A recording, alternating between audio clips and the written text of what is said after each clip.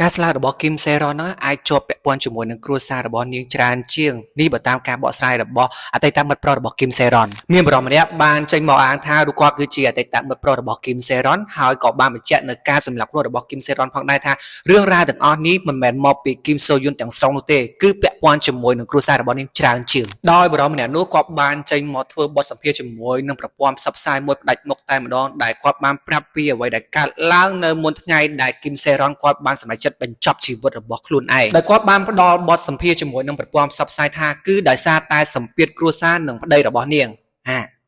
គឹមសេរ៉ុនការតាំងពីកាមិនអត់ល្បីដូចគេដូចឯងអញ្ចឹងការសង្ស័យព័ត៌មានដែល YouTuber នោះនិយាយអំពីរឿងរបស់នាងការនឹងនៅក្នុងប្រព័ន្ធផ្សព្វផ្សាយរបស់គាត់ឯដឹងរឿងនោះជាការពិតទេដឹងបរិបទម្នាក់នោះបាននិយាយថាសេរ៉ុនគាត់បានជួបប្តីរបស់គាត់ហ្នឹងកំឡុងពេលខែវិច្ឆិកាឆ្នាំ2024និងសម្រេចចិត្តរៀបការនៅដើមឆ្នាំ2025មិនដឹងថាការហ្នឹងគឺការតែបង្ខំឬយ៉ាងណានោះទេព្រោះបន្ទាប់ពីរៀបការហើយសេរ៉ុនរស់នៅដូចក្នុងពិភពងងឹតអញ្ចឹងដោយសារតែប្តីរបស់នាងធ្វើបាបទាំងផ្លូវកាយនិងផ្លូវចិត្តរហូតរកអ្នកលួងលោមនិងបានជំនួយពីមនុស្សម្នាក់ដែលគេដាក់ឈ្មោះថា K ហើយចំពោះ K នេះហើយគឺជាអតីតមិត្តប្រុសរបស់នាងប៉ុន្តែ K ហ្នឹងគឺមិនដឹងថាគឹមសូយុនឬក៏ K ណាទេគឺអត់ដឹងទេដោយសារតែគេបានបញ្ជាក់នៅក្នុងព័ត៌មានមួយហ្នឹងនៅពេលដែលប្តីរបស់នាងចាប់បានពីទំនាក់ទំនងមួយនេះដែលធ្វើឲ្យប្តីនាងគឺខំទៅលើរូបនាងខ្លាំងមែនទែននិងបានដកទូរស័ព្ទហើយចាប់ផ្ដើមតាមដានរាល់សកម្មភាពទាំងអស់របស់នាងដែលបណ្ដាលឲ្យសេរ៉ុននឹងរស់នៅក្នុងស្ថានភាពមួយដែលតានតឹងខ្លាំងមែនទែនរហូតឈានដល់ការធ្វើបាបខ្លួនឯងទៀតហើយប្តីរបស់នាងក៏បានផ្ញើសារទៅគំរាមនិងនិយាយអាក្រក់ខ្លាំងមែនទែនទៅលើម្នាក់ដែលឈ្មោះ K ហ្នឹង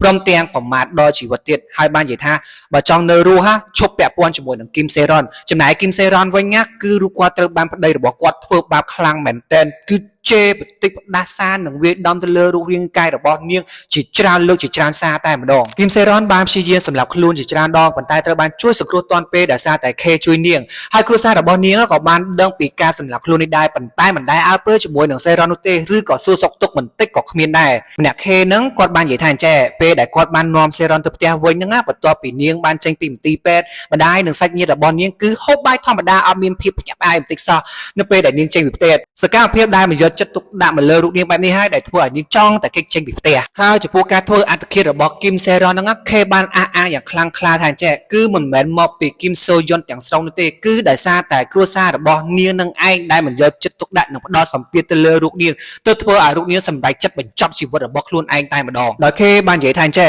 ក្នុងនាមជាអ្នកដែលស្គាល់សេរ៉ុនច្បាស់ជាងអ្នកដទៃវាជារឿងមិនសមហេតុផលនោះទេសម្រាប់ខ្ញុំដែលម្ដាយមីងរបស់នាងស្រាប់តែលេចមុខមកអះអាងពីការស្លាប់របស់នាងនិងបានទាញការសម្លាប់ខ្លួនរបស់នាងទៅពាក់ព័ន្ធជាមួយនឹងគឹមសូយុនចុះហេតុអីមិនគិតថាមកពីគ្រួសាររបស់នាងទេដែលជាដើមហេតុធ្វើឲ្យនាងសម្រេចចិត្តបែបនេះតើកូនស្រីអាចរៀបការដោយគ្មានគ្រួសារដឹងឮដោយរបៀបណាខ្ញុំអាចយល់បានថាការពិតថាគ្មាននរណាម្នាក់ក្នុងចំណោមពួកគេដឹងពីជីវិតរបស់នាងបន្ទាប់ពីរូបនាងរៀបការជាមួយនឹងបរិមម្នាក់នៅឯយូយ៉កនោះទេ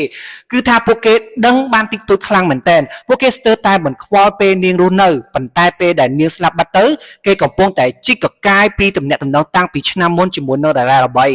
ទើបតែមានហេតុផលចុងក្រោយនៅពីក្រោយរឿងនេះខ្ញុំមិនដែលជួបគឹមសូយុនទេប៉ុន្តែខ្ញុំគ្រាន់តែគិតថាគាត់មានអារម្មណ៍ពិបាកទទួលយកខ្លាំងណាស់នៅពេលដែលទទួលបានការរិះគន់មិនសំចៃដៃដោយសារតែគាត់ជាតារាល្បីម្នាក់បើចំពោះខ្ញុំគិតថាការសម្លាប់ខ្លួនរបស់គឹមសេរ៉ុនគឺដោយសារតែអញ្ចេះទី1ព័ត៌មានវាយប្រហារលាបពណ៌ទៅលើរូបនាងពីសំណាក់ YouTuber ម្នាក់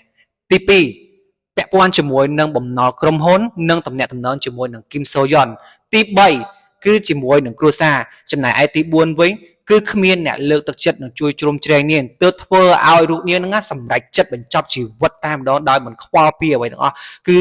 យកជំរឿសដែលសម្រាប់ខ្លួនដើម្បីបញ្ចប់បញ្ហាទាំងអស់នោះហើយខ្ញុំសង្ឃឹមថាចំពោះរឿងរ៉ាវសម្រាប់ខ្លួនរបស់គឹមសេរ៉ុនហ្នឹងនឹងអាចបញ្ចប់នៅក្នុងពេលឆាប់ៗនេះដើម្បីឲ្យសេរ៉ុនគាត់បានទៅតែស្ងប់ចិត្តព្រោះថាបើសិនជារឿងរ៉ាវទាំងអស់នេះនៅតែកើតឡើងមកហើយកើតឡើងមកទៀតកោះចោះកោះឡើងធ្វើឲ្យគឹមសេរ៉ុនដែលរូបនាងបានស្លាប់បាត់ទៅហើយណានាងទៅក៏មិនស្ងប់ចិត្តដែរអញ្ចឹងខ្ញុំសង្ឃឹមថារឿងរ៉ាវទាំងអស់នេះនឹងបញ្ចប់នៅក្នុងពេលឆាប់ៗនេះទៅចោះ